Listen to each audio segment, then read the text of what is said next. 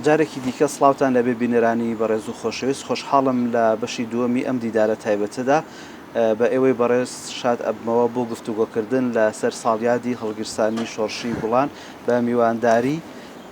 پێشمەرگە و فەرماندەی قارەمانی شۆڕشی گوڵان و هەروەها شۆڕشی مەزنی ئەیلولیش بەڕێز کاک فازڵ ڕەوف گفتوگۆ لەسەر ئەو بارودۆخ و ساتە مێژویان ناکەین. کاک فازڵ لە بەشی یەکەمی دیدارەکەماندا گەشتین ئەو قۆناغەی کە مەفرەزە سەرەتایەکان دروست بوونەوە بە شۆڕش دەستی پێکردەوە، خەڵک ئومێدێکی زۆری هەبوو بە پێشمەرگە و خەڵک هاوکارێکی باشی پێشمەرگە بوو، زەبر و زەنگی ڕژێمی بەعزنەی توانی چۆک بە ئیرادەی خەڵکی کوردستان، ئیرادەی سیاسی خەڵکی کوردستان و سەرکردایەتی سیاسەکەی بدات. لەم بەشەی دیکەدا لەوە دەست پێ بکەین کاتێک کە تۆ بڕیار ئەدەی بچیتە دەرەوە و جارێکی تر چەکی پێشمەرگانە بکەیتەوە شاند، ئەوەم بۆ باسکە چۆن بوو؟ وڵا جێگەی خۆشحاڵی و شانازیم بوو بۆ جاری دووهام پێشمەرگایەتی گەنجێتیم لە ئەیلولا تەواو کرد. بۆ جاری دووەمیش وەکو پێشتر لە قەیب یەکەمە باسم کرد، لە ڕێخستنەکانمان وامان لێ هاتی تر نەتوانین زۆر بمێنینەوە، بۆیە پێم باش بوو لە بەشی ڕێخستنیە ئەو ڕێکخراوەمان تەسلیمی کۆمەڵی هەواڵی تلی وریا و چالا بکەین، دڵسۆ بکەین. یەکێ لەوانە کاک شێخ نامیق بوو، تەسلیمی ئەومان کە ڕێکخراوەکە و ئەنجا خۆشم قەراری دەرچوونممە لەگەڵ کوڕێکی ئامۆزامە بە ناوی حاج دارای ساژ ماوە، ئەویش پێشمەرگەیەکی قارەمانی شۆڕشی ئەیلولیش و گوڵانی قەرارمانە بەرەو شار باژەر. ئەمجا هێزەکانمان هێزی لقی 4 لقی 3 هەردوو لقەکە بە هێزەکانەوە هاتن بەرەو منتقەی شار باژێر، لە منتقەی با بڵێن منتقەی پێنجوێنەوە هاتن بۆ لای گۆڵێ و لەوێەوە دابەزین، هاتنە چیای لەرێ. چیای لەرێ لە چیایکی گەورە بوو. ئێمەش خەبەرمان بیت بەهۆی کاک دەروێژاغا و کاک سۆراغا کامان لە ناو شارە مابوونەوە و ڕەبتێکیان نەبوو لەگەڵ تەنزیمی شاو لەگەڵ ئەوەیە، ئیتر جموجوڵێکی خەریب و ئاشکرایی دروست دەبوو. ڕاستە جێگەی ئەمەل بوو، هیوا بوو. قەرارمانە و خۆمە کۆ کردەوە لەگەڵ کاک حەیدارا و وەرەقەیەکی ڕێگەمان کرد بۆ ئەوەی تا 4 تا دەرچین. ئەویش کاک دەروێژاغا وەرەقەیەکی بۆ تەرتیب کردین هەتا 4 تا، لە 4 تا ئیتر ئێمە بە دەلیلێکمان هەبوو، ئەمری خوای کرد کاک محەممەد خاڵی کاک حەیدارا بوو لە 4 تا ماڵیان ڕۆشین بەرەو خەزێنە، گوندی خەزێن. لە گوندی خەزێنەش دەلیلمان بۆ پەیا کرد، هەر ناسیا و دەست بەدەست چون بۆ لای کاڵاوان لە شاخی لەرێ. شاخی لەرێ شاخێکی گەورەیە لە ڕۆژهەڵاتیەوە پێنجوێن و منتقەی پێنجوێنە، ڕۆژاوای شارباژێری سەختە، ئەو لای گۆڵەیە خوارەوە تالێر و شاخی تالێر و منتقەی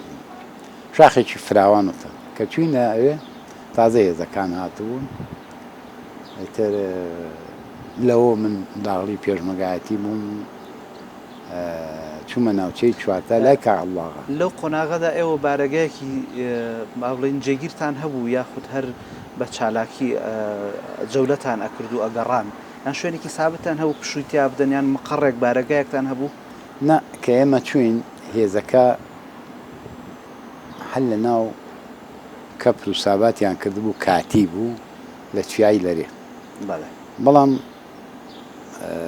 هەچەند مەسوولەکان کاک نادر بەڕەحمە من کاک نادر هەولامی کاک ئازا قەداغیانمانە مەسوولی لەوەن، بەڵام کاک عەبدوڵاغا پیاوێکی خۆی مۆهەندیس بوو، پیاوێکی دیبلۆماسی و سیاسەتمەدار و وریا بوو و خۆشەویستی منتقەکەش بوو، چونکە ئەوان خۆیان خەڵکی ئەو منتقەی شار باژێر، منتقەی غەزێنە و زێ و ئەمانە. برای شەیدی سەرکردە کاک فتاحاغا بوو خۆشەویستێکی شەبوو لە مەنتقەکەەوە بە گوێژەکران داوای کرد محاولەی بکرد پەیوەندی بکە مەسئولینی منطقەی ئەو ناوەی یەکێتیەوە بکە کە ئێمە ڕێکەوتنیە بکەین بۆ ئێمە دابەزین یعنی قەراری یا بۆ گەر ئەمان نێڵن بە ڕێکەوتن بە شەڕ بێنە ناوە خەڵک نێرا بۆ لایەن داوای کە چەند ڕیشتی و چەند کەسایەتێک هاتن چون بۆ لای ئەوان جەمالی حەمەی خواکردن و کۆمەڵێک برادران لەوێ مەسئول بوون حەمەمینی خەجێ و وەختە کاگاسۆ و کۆمەڵی خەڵک مەسئولین لەو کاتە لەوێ بوون جوای بۆ ناردن وتیان ئێمە هاتوینتە خوار و هێزێکی نێزێکی پارتی دیموکراتی کوردستان ئەمانەوێ بینە داغڵ بین بەڵام نامانەوێت بە شەڕ بێ ئەمانەوێت بە ئاشتی بێ بە ڕێکەوتن بێ هاتن وەفتەکە هاتەوە گەڕان وتیان ئامادەن ئامادەیان تایە ئەوان ژەڵێن پێمان خۆشە با بێنە خوار و دانیشین ماوەیدانا لە گوندی زێ کە گوندی ماڵی کابڵاغا ئەوان بوو ڕاستە لەوێ وەختێکدادا مەسئولینی ئێمە هەمویان مەسئولی هەردوو لەق و مەسئولی ناوچەکان بازێکیان چوون بۆ گوندی زێ ئەوانیش مەسئولینی ئەوانی شەر هاتن لەوێ ڕێکەوتنیە کرا ڕێکەوتنێکی زۆر باش بوو لەسەر چەند خاڵێک خاڵەکانیش ئاسان بوو دەست پێشخەرەکە هی ئێوە بوو بەڵێ بۆ کواردم کە کەماتین دەست پێشخەرەکەی بەڵام ئەوانیش وەریان گرت ئەوانیش باش بوو وەریان گرت و پیان خۆش بوو لەسەر ئەو خاڵانەی کە ئێمە ئیتر شەڕی سەربازی نەکرێ و شەڕی ئەعلام نەکرێ و پێشمەرگەی یەک کە چوە لای یەک بە چەک نەبا و چەکی حیزب نەبا و وەکو نەقڵ و کارێک وایە نانی کۆمەڵی خاڵی جاندادا بەڵام ئەوان خاڵی لە خاڵەکان داوایان کرد کە ئێمە هی لایەنەکانی کەشمان لەگەڵا بوو پاسۆکمان لەگەڵا بوو وتیان پاسۆک نابێت دابەزێت چونکە پاسۆک پێش چەند مانگێک شەڕێکیان ببوو لە گوندی گورگێر و گەڕەدەی شارباژەر چەند شەیدێکیان لە یەک گابوو وتیان هێشتا ئێمە بە ئەو بریندارەکانمان تەڕە و ناتوانین ئەمانە قوبوڵکەین لەنە ناو وتیان باشە وای اتفاقیان لەگەڵ برادرانی پاسۆ کرد کە هینی خۆمانی پارتی کە ئێوە جارێ بمێنەوە لە مەنتقەی شاخەلمارێنەوەانە تا وەزعەکە چاک مانەوە ئێمە ئیسفادەیەکی زۆرمان کرد لەو ڕێکەوتنە ئیتر پێشمەگە دابەزین ئەنجا ئێمە مەقەڕاتمان دروست بوو مەقەڕی لقی چوار لە گوندی ئیسماعیلە دۆڵ بوو لقی سێ لە بەیانان بوو ناوچەی چوارتا کە ئێمە بووین لە خەزیێنە بوو ئیتر ناوچەکان تەوزیع بوو لەو گوندانە یعنی ئیتر بووین بە خاوەنی مەقەڕاتی خۆمان کاک فازل لەو سەردەمەدا گوندەکان ڕاگواسترا بوون ناوچەکە بە مەنتقەی قەدەغەکراویان محەڕەمە بە زمانی و کاسە چەند قورس بوو ئێوە لەو چیا و شاخ و ئەوانە بژین ژیان بکەن و چالاکیش بکەن هێشتا گوندەکان مابوو ئەو ئیتفاقیەمان بوو هێشتا محەڕەمە نەبوو گوندەکان مابوو بەڵام خەڵکەکەش ئەترسا لەوەی کە ئێمە هەر ڕۆژە ڕۆژان کێشە مەشاکی دروست بێتەوە بین بەیەکە بۆیە خەڵکمان وا ڕایە بوو کە جارێکیکە ئێمە شەڕمان نابێت جارێکیکە ئێمە لەگەڵ ئێمە لە هەردوو لامان جاری وایە بە یەکەوە نەدۆمان نەکرد بۆ خەڵک جاری واش بە تەنیا بەڵام هەموو تەنیایەکی شەر قسەی باش بوو بۆیە خەڵکەکە جارێ ئاهۆن ببوو و کاک فازل ڕژێمی بەعەز دیعای ئەوەیە کرد کە جارێکی تر پێشمەرگە لە کوردستان دروست نابێتەوە و شۆڕشی کوردی سەرکوت کردووە کێوە چالاکیتان ئەکرد و لە دەرەوە پێشمەرگە بوون و زەربەی کوشندەتان لەو ڕژێمەدا کاردانەوەی ئەو تووشی هیستریان نەبوو مەسەلەن چۆن ڕوبەڕووی ئێوە ئەبووە مثلا چۆن ڕوبەڕووی خەڵکی تر ئەبوو خەڵک ئەبووە ناو شارەکان لە گوندەکانە خۆی دایمە ڕژێم دوژمن بە هەموو ناوعێتا بۆی بکرێ ئەوێ تۆ سەرکوتکە ئەوێ ئەو شۆڕشەی کەیکەی دایمەچێنێ ئەوێ ئەو پەڕی لە ڕێخستنەکانەوە تا پێشمەگە نەهێڵێ ئێمە ڕێخستنەکان وەک عەرزم کردی دەوری خۆی هەبوو بەڵام ڕژێمیش بە دواچوونی هەبوو ئەی ئەوە بوو کۆمەڵە خەڵگە گیرا و عیدامەکرا کۆمەڵە خەڵگە گیرا و خرا سزنەوە ئەجا وەکو چالاکیش مەزەلا ڕژێم خەتەکانی لە سلێمانی بۆ چوارتا بۆ کەناروێ لەملا بۆ پێنجن لە هەڵەبجە بۆ شوێنەکانی کە لێرە بۆ قەراق و شوێنەکان ئەمە ڕژێم عادەتی بۆ ڕێگەکان بەڕەبایی ئەیگرت کردوی بە سەربازیەکی گەورەیە بەڕایە بایەک بەڵام هەر چاری بۆ ناکرا ڕاستە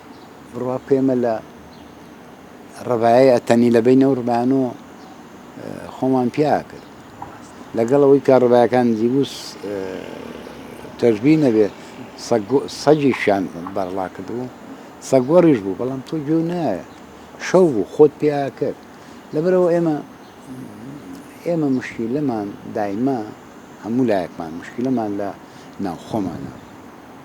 لە ناوخۆمانە نامشکلی ڕژێمان نەبوو بۆ ئێمە هاتوو من خۆم بەندە لە شۆڕشی ئەیلولیشە لە شۆڕشی وڵانشە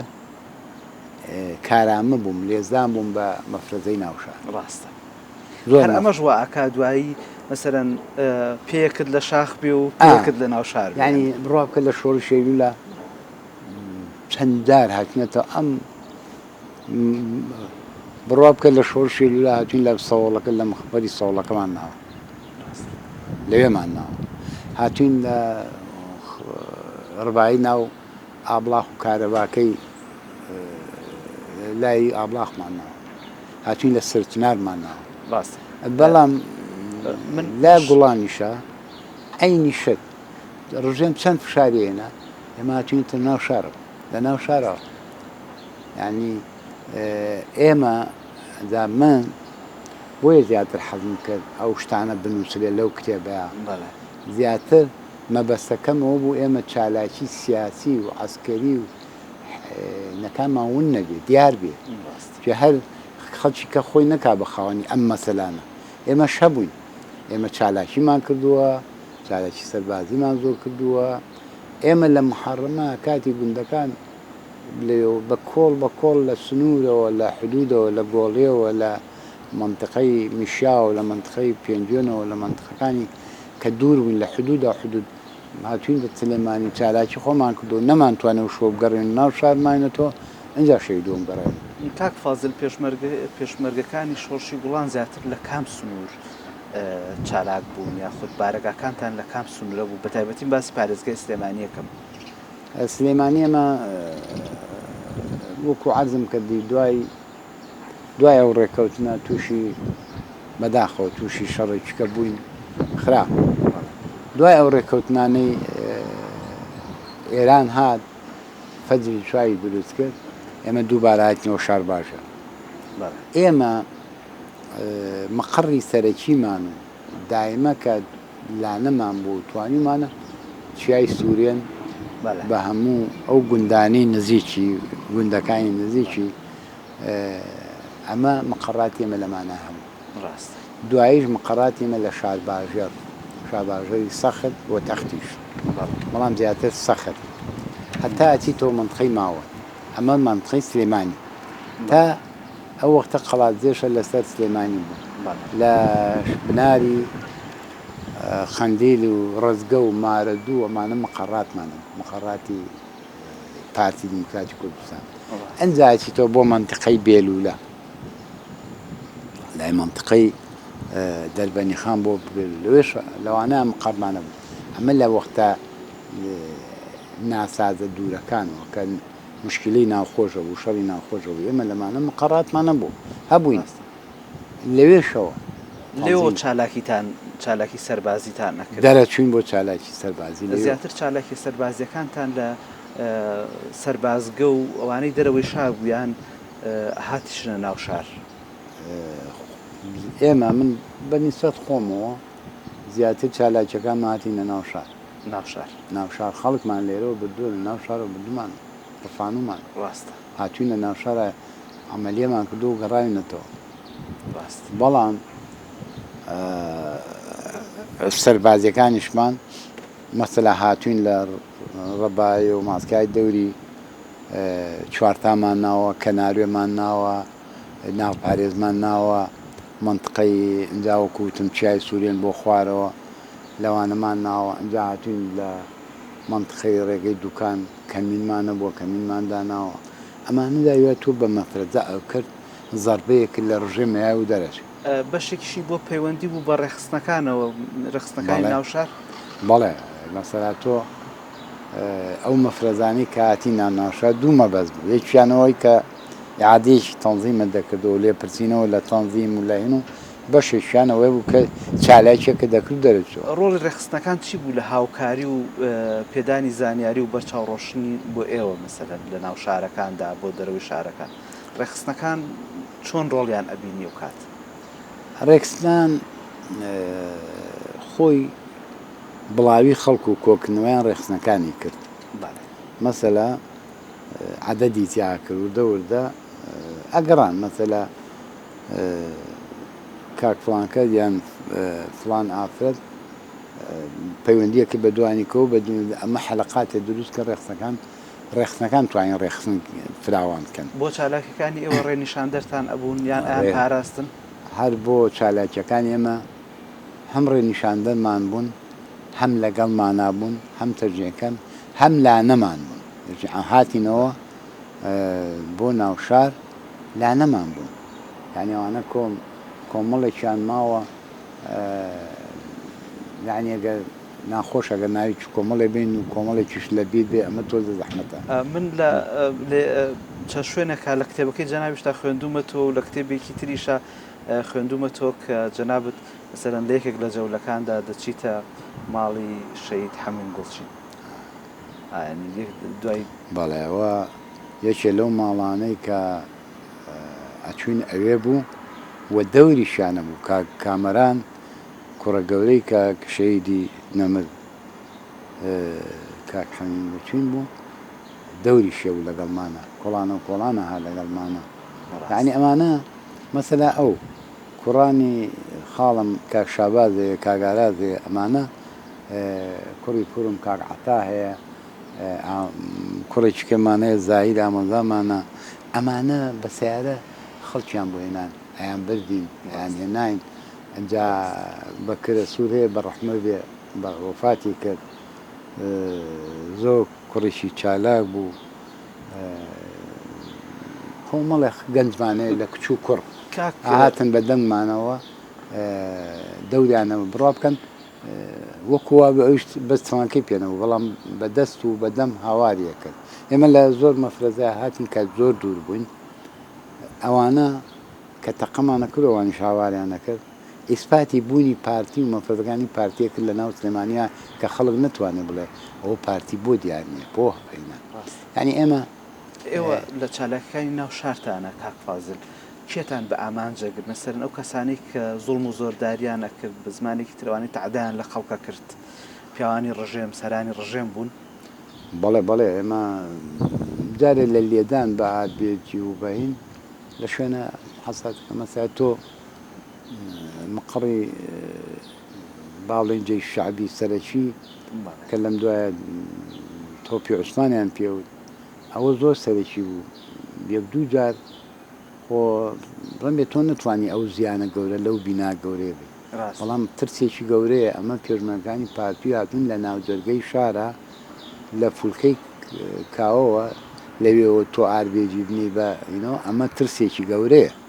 ئەمە کرەوە مەسەلا مقڕی جێی شعبی هەبوو لە ئازادی ئێمە ئاربێجیمان ناوە بەوە ئەمە ئازادیە سەفەرێکیان مەفرەزەیەکی مشتەرەک لە یەکێتی و لە سۆشیالیست و شیوعیشی تیا بوو وازان وەختە کاکجەزای عەلی کاتم مابوو بەڕەحمە بێ کاکجەزا بوو خاڵ عەفام و خەڵافەن وەختە سۆشیالیزم هێزێکی سۆشیالی بەڵام خەڵافە هەر لە بیدایە تا هەری پارتی بوو بەڵام وەختە وا دروستکرا لەبەر ململانەی ناو لایەنەکانی ناوخۆ قاقایر بوو بێستونی مەلا عومەر شەید بێستونی هینی یەکێتی بوو مەسوولی ئەمە هاتین لە هەتا هاتینە حەسیب ساڵح وەختە ئایان و حەسیب ساڵح ئێستا سلێمانی باڵان مەشهورە هاتی نەوێ یعنی تۆ سەیری کە لەوێ زۆر جا هاتنەتە کەپیانە و خانوقڕەکان ئازادی زۆر جار لە قڕگەوە بەڕووناچی هات نزیکە بووینەوە یعنی ئەمانە ئێمەش ئەوانەمان کردو و مشتەرەک بووین. کاک فازڵ من ئەمەوێ لە کورتترین ماوەدا زۆرترین یادگاری بیرەوەری تۆ بژێڕمەوە لەو بۆ بینەران بگوازمەوە. حەزەکەم باسی لە کتێبەکەشتا باست کردووە باسی ئەو دیدارە بکەی کە جەنابەت ئەچیت بۆ ئێران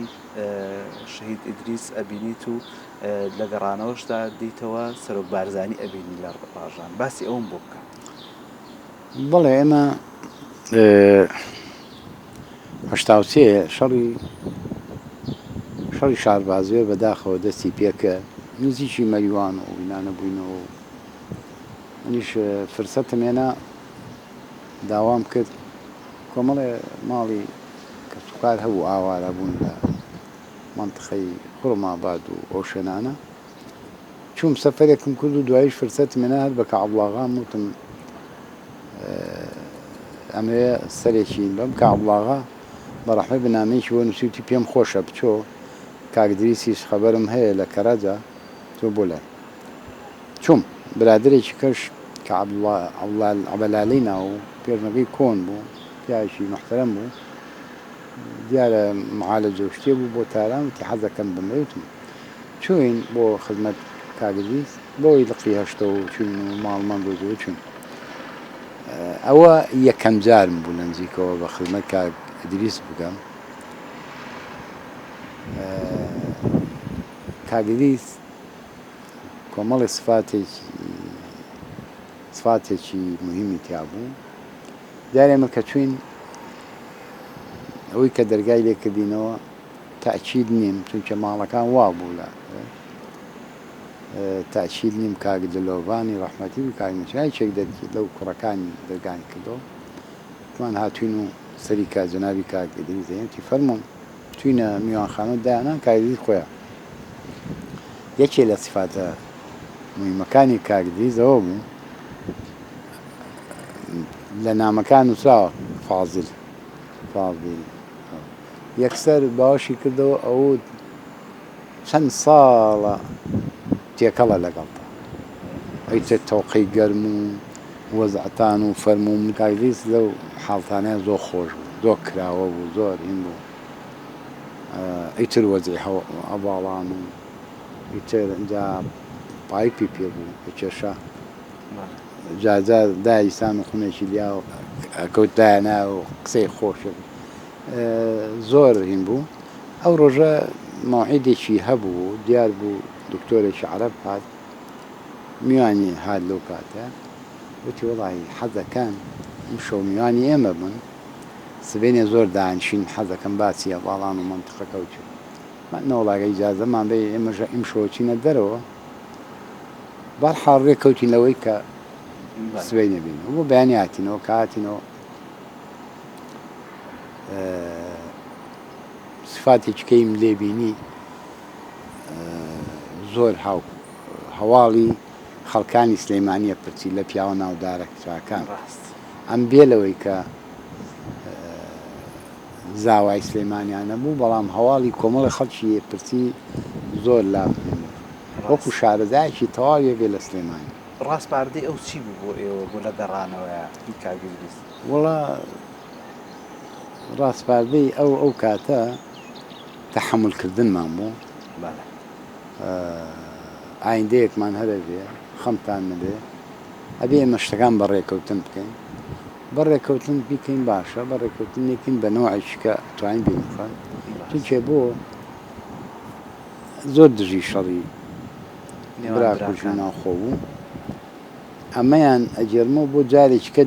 بە خزمەتی گەیشتین لە 86 مای 11 کۆنفرانسی قوتابیان و لاوان بوو من و کۆمەڵی هەڤاڵ شەید سۆران هەورامی مامۆستا سۆران هەورامی شەید نەوزاد محەممەد نەجیب ئەنجا کاک لیوا ئەحمەد شێخ جەعفەر کاک شێخ شێخ مستەفا ئەمانە چوون بۆ کۆنفرانسەکە چوینە ڕاژان سەرێکمانە و بەوەی کە عەبدوڵڵاغا ئەوانە بە خزمەت کاکدی گەشتن کاکدی لەگەڵمان ئاوەستا ئەو کاتەش بۆ تەواوکردنی ئەو ڕاستپاردانە وتی وەزتان چۆنە من قسەم کرد وتم وەڵی باش نیم بۆ باش نیم وت ئێمە ئەمانەیە جەولە بکەین ئێمە ئەمانەیە چین لە مەفرەزە بکەین لە ڕژێم بین پێکەنی وتی وەڵا خۆ ناختان نییە وتمان ئەم وەتە تا چۆ ڕادێن وتی نامەیەکم نووسیوە بۆ مام جەلال بۆ ئەوەی کە ئێمە ڕێکەین ئەگەر یێتە پێشەوە ڕێ بکەین منتقی بادینان ئەوە جەناوی کارمەسعود ئەو وەختە لە منتقی بادینان قواتی ئەوان چی بووە بادینان جەولەی خۆی بکە ئێمەش کە ڕێکەوتین دابەزینە منتقەی سلەیمانییەوانە و جەولار ئەو وەختە خەمتان ئەو وەختە بەرنامەی باشمانە بەڵام ئەگەر مامجان نامەکەی نهاتەوە جوابیان ئیجابی نەبوو وعد بێ خۆم یەم قیادەی وەزعەکە کەم و چینە خوارد ئەو وەختە بەینە چینە کاک فازل من کاتم زۆر کەم ماوە حەزەکەم باز لە ئەو بکەین لە قۆناغێک بە تایبەتی لە دوای ساڵی 1970 ئیتر ئێوە داستانەکانتان یاخود نەبەردەکانتان لە نەبەردی پارتیزانی و بە نەبەردی بەرەی ئەمە بۆ چییە گەڕێتەوە مەسەرن لەو کاتە مەسەرەن لە قۆناغێک هەوڵی داستانێک لە قەرەداغ تۆمارەکەن هەوڵی ڕزگارکردنی دەربەندی خان ئەدرێ هەروەها داستانی خواخوڕک تۆمار ئەکرێ خۆی ئێمە وەکو بیدایەت عەرزم کردی پێشمەرگەمان هەموو ئەوێ چالاکی بکات تامەزۆی چالاکی بوو تامەزۆی ئەوە بووکە لە ڕێم بە هەز نەوعی بێت تۆ ئەوێ گورز بۆشێنی لە گورزۆشان و لە لێدانی تۆ ئەو ئەسڵەنێتەوە و دان بە هەندێ خاڵی تۆیانێ بۆیە ئێمە ئەو ئیتیفاقی کە باسم کرد لەنەبی کە ئەدری زۆر محاولەی کرد لە دوای دروستبوونی بەرەی کوردستانی هەر لە سەردەستی جەنابیان بەرەی کوردستانی بوون سەرەتا بەرەی کوردستانی پارتی دیموکراتی کوردستان ئێمە بووین ئەنجا پارتی گەلی بوو ئەنجا پارتی سۆشیالیست بوو ئەنجا پاسۆ بوو ئەنجا شوێ بوو ئەمە بەرەیکی کوردستانیمان دروست کرد و ئیتر کە ڕێکەوتنیە کرا لە بین لایەنەکان و یەکێتیە ئەنجا یەکێتیش هاتە ناو بەرەکە ئەمە بەرەکە بە قووەت بوو کە بەرەکە بە قووەت بوو ئێمە ڕێکەوتین بە هێزگاری لەگەڵ لە دوای ئیتیفاقی مانگی 11 لە تاران جەنابی هەردووکیان بە ڕەحمە بن کاک ئیدریسی ڕەحمەتی و مام جەلال بە ڕەحمە بێ هەردووکیان دانیشتون ئیتیفاقێکی سەرتاسەریان کرد ئەو ئیتیفاقەوەی کە ئێمە دابەزین وەکو پارتی دیموکراتی کوردستان بۆ چۆمان بێ ئەوان یەکێتیش وەکو یەکێتی بۆ منتقەی بادنیان بۆ چۆ نەیانتوانێ بچن هەردوو لامان ئەوەمان کرد ئێمە دابەزین بەندە مەسوولی ناوچەی سلێمانی بوو دوای کۆنگرەی من بووم بە هەر لە پێش کۆنگرەیە بووم بە کۆنفرانس کرا بووم بە مەسوولی ناوچەی سلێمانی و بووشم بە ئەندامی کۆنگرە ئیتر لەو داوزنا من مەسوولی ناوچەی سلێمانی بوو ئەودا کە ئێمە دابەزین دەستکراوەیی بوویتر توانرا بینە مەنتیقەکانی خۆمان بۆ سلێمانی عەفو من مەسوولی دوکان بووم وەختە کاک شێخ جەعفەر عەفوم کە لەمەیە کاک شێخ جەعفەری شێخ عەلی مەسوولی ناوچەی دوکان بوو هینە سلێمانی بوو لەوا کە دابەزین ناوچەی دوکانە سینەما لە قەندیلەوە دابەزین لە هۆڵ و هەوڵمانە لە شارەزوورەوە دابەزین بەڵام وەتی شارەزوور باردنم هاتین لە قەندیلەوە دابەزین ئێمە لە ئەو ڕسمی بەرگەکە ئەوە سیوێکی یەکە ئەو ئێوارەیە مەفرزەیەکی یەکێتی هاوکارمان بوو چووینە قڕناقا و پشتاشان لە بناری قەندیل کە چوین لە پشتاشان دامەزراین لە گوندی پشتاشان ئەکسەرێتی ماڵی دیموکراتی لێبوو ئەوانیش خۆشحاڵی خۆیان دەبێت بەرامبەر ئەو ڕێکەوتنەوە ئێمە لەگەڵ یەکێتیە ئاشتین و ئەوە پێرمەگەی پارتی یەکێتی تێکەڵ بوون و میوانی ئەوان بەڵام بەداخەوە لەو ئێوارەیە